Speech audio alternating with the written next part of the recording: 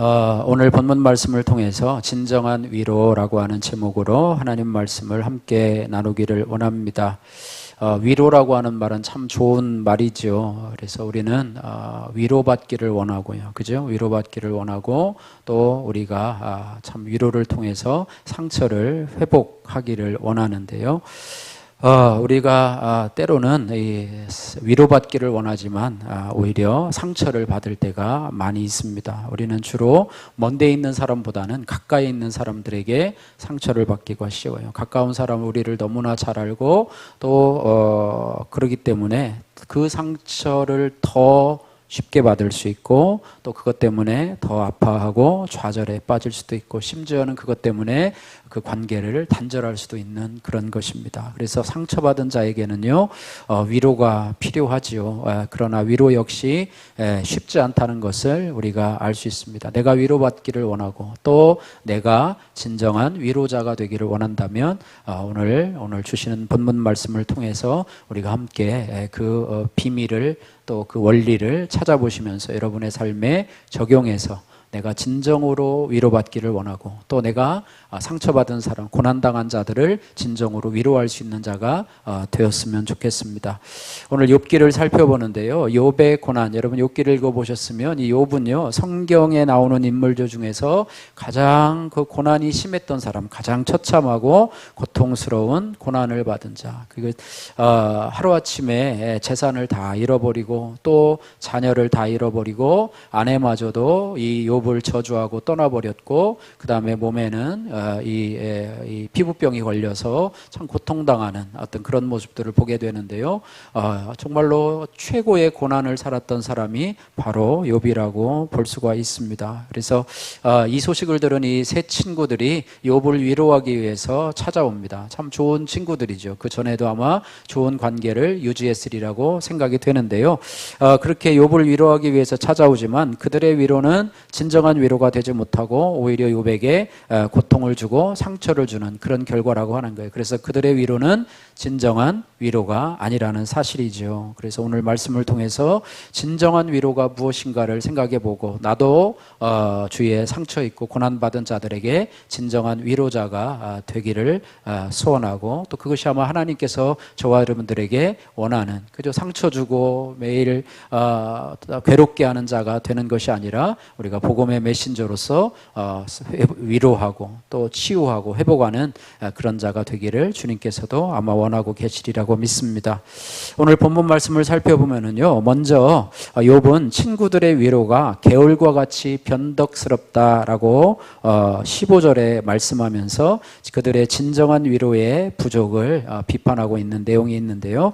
오늘 15절 말씀 같이 한번 읽겠습니다. 15절 내 형제들은 개울과 같이 변덕스럽고 그들은 개울의 물살같이 지나가노나. 예, 개울과 같이 변덕스럽고 내 형제들 그죠? 나를 위로하러 온 그런 세 형제들은 친구들은 개울과 같이 변덕스럽고 그들은 개울의 물살같이 지나가노나. 참 비유적인 표현이고요. 우리가 언뜻 읽으면 무슨 말인지 잘 이해가 되지 못하는 말입니다. 그런데 이 말은요 단순히 친구들의 태도에 대한 불만을 넘어서 거짓된 위로의 위험성을 날카롭게 지적하는 그런 말이라고 볼 수가 있는데요. 우리가 개울이라고 하는 것을 여러분 생각해 보십시오.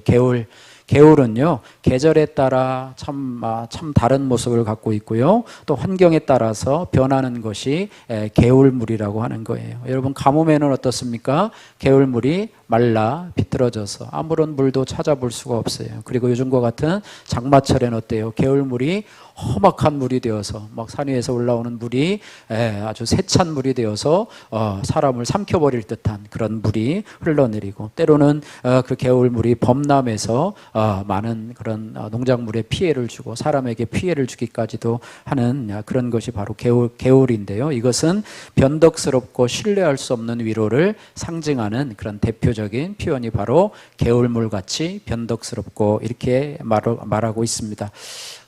개울과 같은 사람이라고 할 때 우리는 이런 부분에 한번 생각해서 당신은 개울과 같은 사람이야 그러면 그걸 보고 좋아해야 되나 싫어해야 되나라고 할 때 이 변덕스러운 사람을 개울과 같은 사람이라고 표현할 수가 있습니다. 그래서 이 개울과 같은 사람은 어떤 때는 나에게 찾아와서 위로를 해줄 때도 있어요.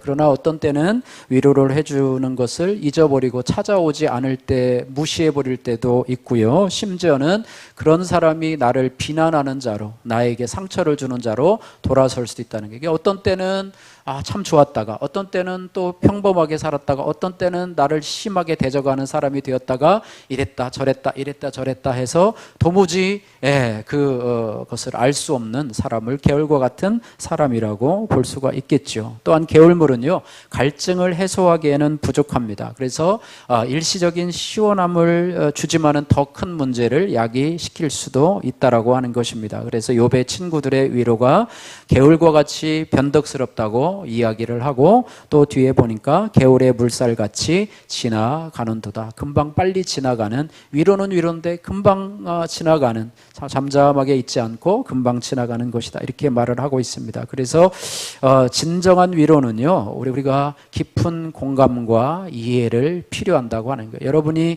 남을 이해한다고 할 때, 남을 위로한다고 할 때 쉽사리 가서 나 너 위로하러 왔어, 너 힘들지 뭐라고 하는 것이 아니라 위로하러 올 때에는 그의 고난에 대한, 또 그의 상처에 대한 깊은 공감과 이해를 가지고 있어야 된다라고 하는 거예요. 그래야지만이 그 위로가 진정한 위로가 되고 상처가 치유가 되고 그에게 새로운 희망이 생길 수 있다라고 하는 거예요. 위로한답시고 단순한 그냥 그 형편도 사정도 모르는 그냥 겉에 나타난 그런 현상만 보고 너 잘못됐어, 뭐 얼마나 힘들겠냐 뭐 이렇게 하지만, 말은 그렇게 하지만 그것이 그에게 진정한 위로가 될 수가 없다라고 하는 것입니다. 그래서 진정한 위로는 깊은 공감과 이해를 바탕으로 한다고 하는 거예요. 그래서 개울과 같이 변덕스러운 위로는 오히려 상대방의 상처를 더 크게 만들고, 우리가 그런 말 하죠. 상처난 데다가 기름을 붓는다, 뭐 이런 말을 하죠. 그죠? 상처난 데다가 오히려 더 그 상처를 따갑게 하는 뭐 그런 말을 하고 지나간다든지, 그러면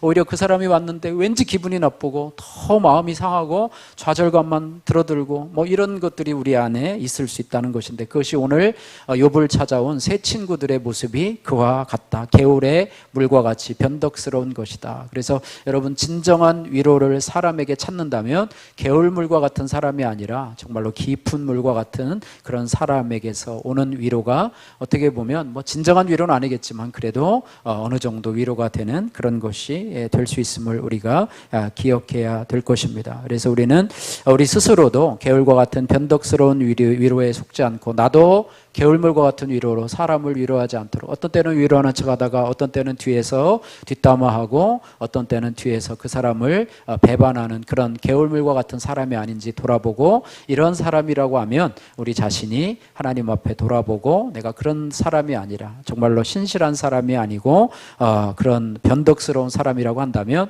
나 자신을 주님 앞에 돌아보고 신실한 사람이 되어서 진정한 위로자가 될 수 있도록 기도하시는 그런 은혜가 있어야 될 줄로 믿습니다. 적용의 말씀입니다. 힘든 사람을 위로할 때 나는 상황에 따라 말하는 변덕스러운 개울물과 같은 위로자입니까? 아니면 깊은 공감과 이해의 바탕을 둔 진정한 위로자입니까? 여러분, 적용해 보시기를 바라고요. 자, 두 번째로요, 욥은 친구들의 위로가 자신에게 도움이 되지 못한다, 이렇게 말을 하고 있습니다. 21절에서 23절 말씀의 내용인데요. 21절에서 23절 말씀 같이 한번 읽어보도록 하겠습니다. 이제 너희는 아무것도 아니로구나. 너희가 두려운 일을 본즉 겁내는구나. 내가 언제 너희에게 무엇을 달라고 말했더냐? 나를 위하여 너희 재물을 선물로 달라고 하더냐? 내가 언제 말하기를 원수의 손에서 나를 구원하라 하더냐? 폭군의 손에서 나를 구원하라 하더냐? 21절에 보니까 이제 너희는 아무것도 아니로구나. 너희가 두려운 일을 본즉 겁내는구나 라고 이야기를 했습니다. 그러면서 내가 언제 너희에게 무엇을 달라고 말했더냐?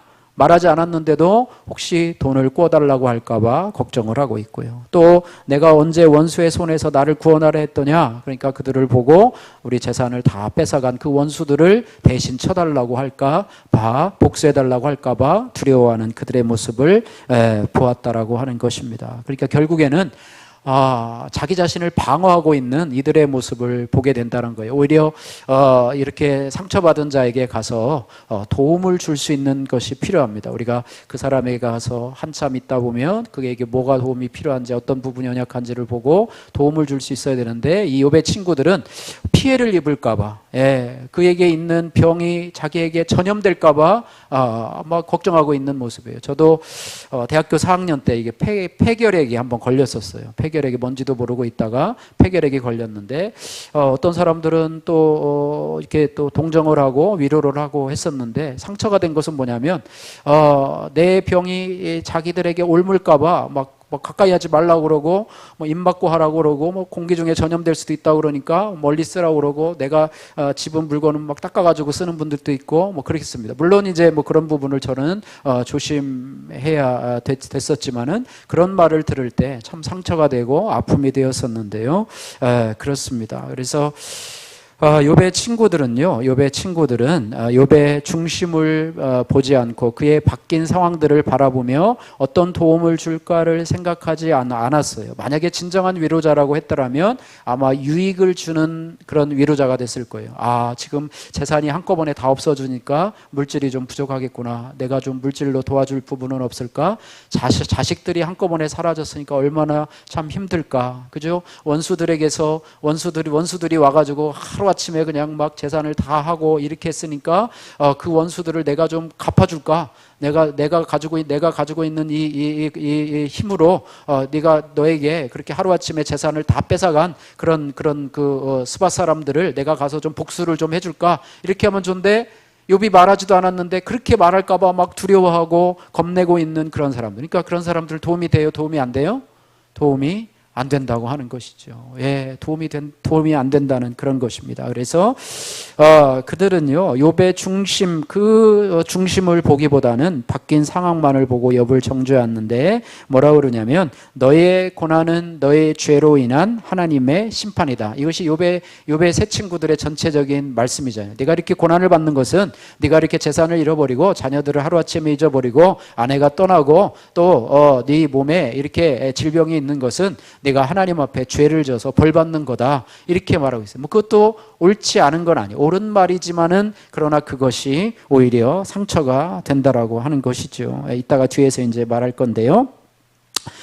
어쨌든 그래서 그들이 하는 말은 뭐냐면, 너의 죄를 회개하고 하나님 앞에 돌아오라 라는 그것뿐이에요. 자기들이 도울 수 있는 부분은 생각하지 않고 그냥 하나님 앞에, 너가 벌받는 것은 하나님 앞에 이 심판받는 거기 때문에 회개하고 돌아오라, 이 말밖에는 하지 않는 거예요.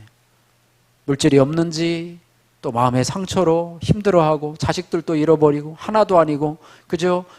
그 자식들을 다 잃어버리고, 또 아내도 떠나가 버리고, 몸에는 정말로 고통스러워서 막 기왓장으로 막 몸을 긁고 있고, 막 몸에는 진물이 나고 막 이런 상황인데도 하나님 앞에 회개해야 된다, 너는 벌 받아서 이렇게 고난을 받는 거다, 이렇게 이야기를 하고 있으니까 그들의 위로는 도움이 되질 않아요. 그런 사람들은 빨리 왔다가 빨리 가면 좋은데, 이 세 친구는 빨리도 안 가요.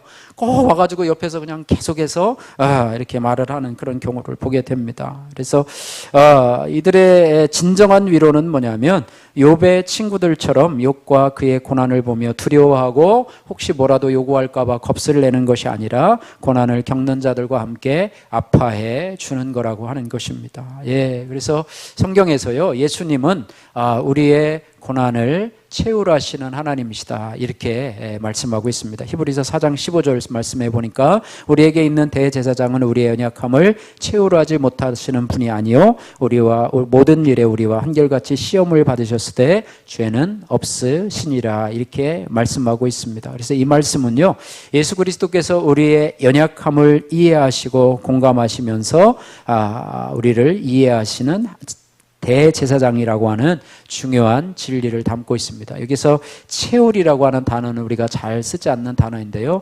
공감한다 혹은 동정한다 라고 하는 그런 의미를 가지고 있습니다. 그래서 예수님께서는요, 이 땅에서 죄를 짓는 것을 빼놓고는요, 우리가 겪는 고난을 다 겪으신 하나님이세요. 그래서 우리가 고난 겪을 때 예수님이 뭘 알아? 우리의 아픔을 어떻게 하시겠어? 라고 하지만, 예수님은 이미 우리의 겪어야 할 영적인, 육적인, 감정적인 그런 고통을 다 당하셨기 때문에 우리가 그 아픔을 가지고 주님 앞에 나가면 그 아픔을 이해해 주시고 또 우리의 아픔을 공감해 주시는 하나님이시라고 하는 거예요. 근데 우리는 어떻습니까? 우리는 그 여러 가지 아픔 중에 그 한 가지만을 겪은 경우가 많아요. 이번에 우리들 교회 아울리치가 이제 오는데요.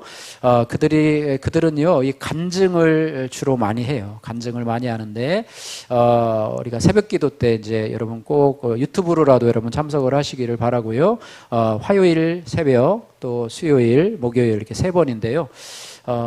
감사한 거는 이제 제 설교권을 다 이렇게 양보를 해드렸어요. 그래서 월요일은 또 화요일, 수요일은 이제 월요일은 거기 이제 책임 맡으신 우리 부교육자님 간증하시고 거기도 엄청난 간증이 아마 있으실 것인데 거기 부교육자들 간증도요 엄청나시더라고요. 무슨 복 받았다 이런 간증이 아니고 교육자가 어떻게 저런 걸 하지? 아주 멋지게 키도 크고 아주 잘생기고 그랬는데 호톤처럼 장로님이요 엄청나신 분이에요. 지난번 잠깐 들었는데 엄청난 분이세요, 여러분. 그렇다고 막 기대가 아니라 저 밑으로 엄청나신 분이에요. 그래서 엄청난 그런 외도를 겸하신 분이시더라고요.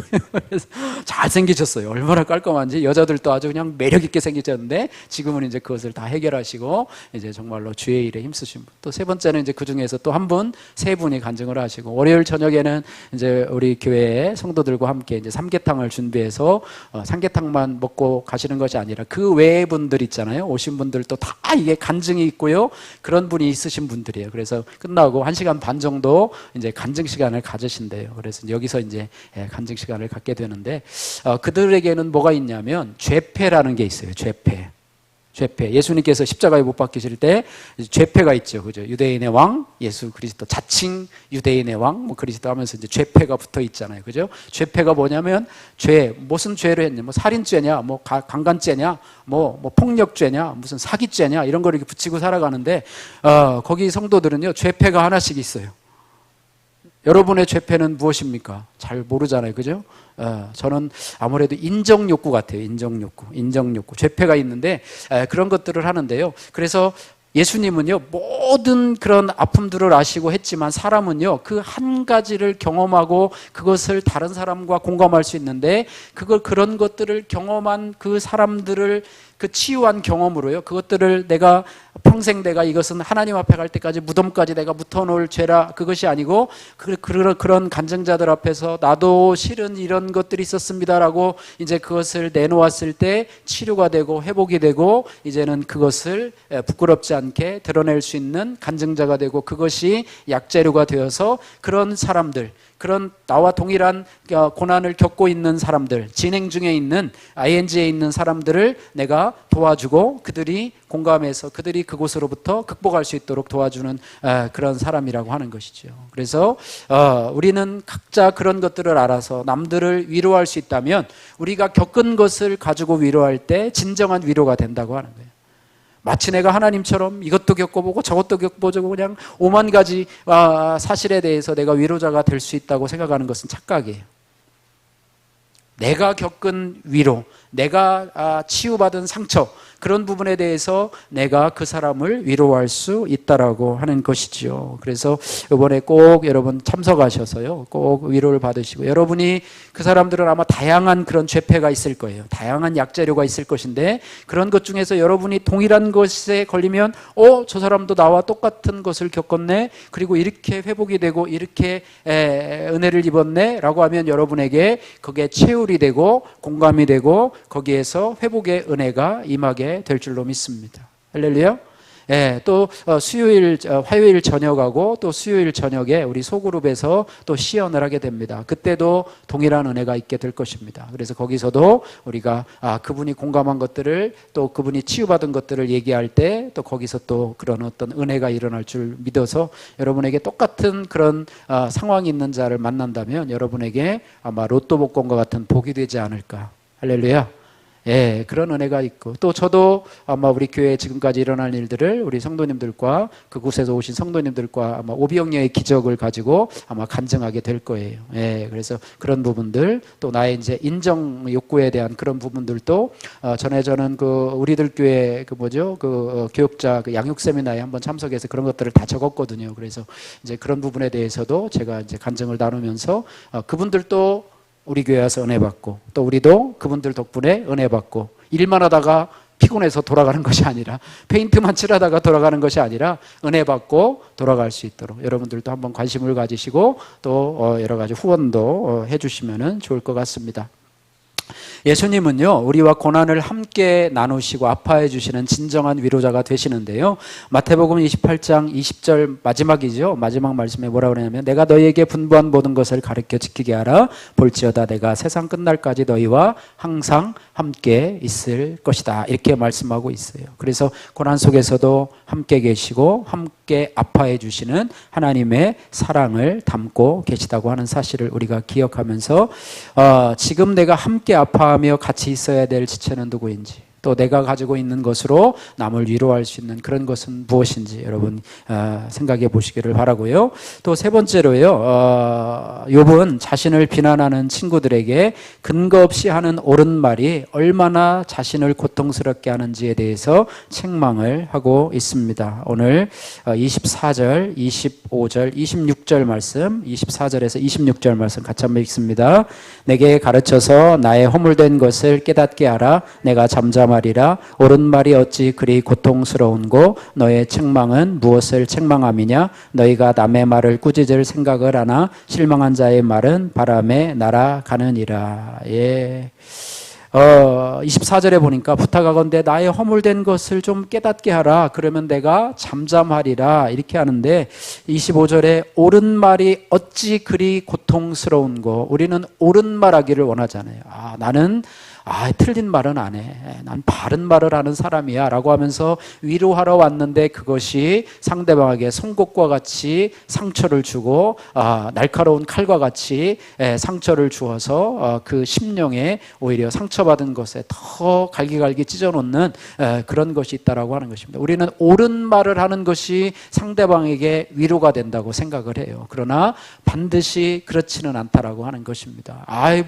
목사님 무슨 말씀이세요? 옳은 말을 해야지 그 상처에서 벗어날 수 있죠. 그냥 위로만 한다고 그게 되나요? 그러나 그렇지 않다라고 하는 거예요. 그래서 예수님께서요 40일 동안 광야에서 금식하시고 이제는 이 사단에게 시험을 받으실 때에 사단은요 예수님에게 옳은 말을 합니다.